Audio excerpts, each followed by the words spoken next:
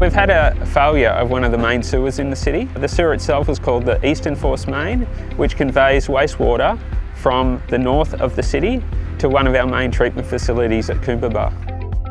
The section of the pipe which has failed is just over 1/2 metre in diameter. It's encased in concrete and it runs under Biggera Creek. So it's actually been quite challenging to determine the method or the mode of failure. In order to counter that, we've needed to develop a solution which would cater for a range of failure scenarios. Secondly, on top of that, the bulk of the pipe is underwater for the bulk of the time. So any construction works that we've had to undertake to repair the main has had to be done for a couple of hours either side of low tide.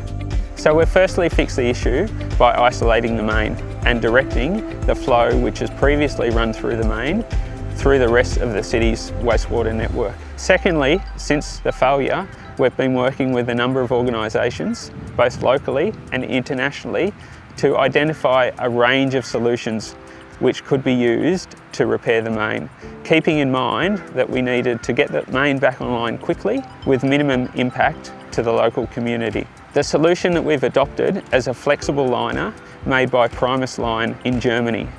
In essence, the flexible liner is threaded through the pipe and inflated, which will leave us with a pipe-in-pipe solution. Pleasingly, it is not a short-term fix and we expect at least a 50-year life out of the liner. This will be the first Primus Line liner installed in a sewerage network in the Southern Hemisphere. This has been a great response from not only the local Gold Coast Water and Waste team, but also our suppliers, Primus Line, NTS, who are doing a lot of the civil work associated with the repair, and also Interflow, who are a company who have installed the liner for us.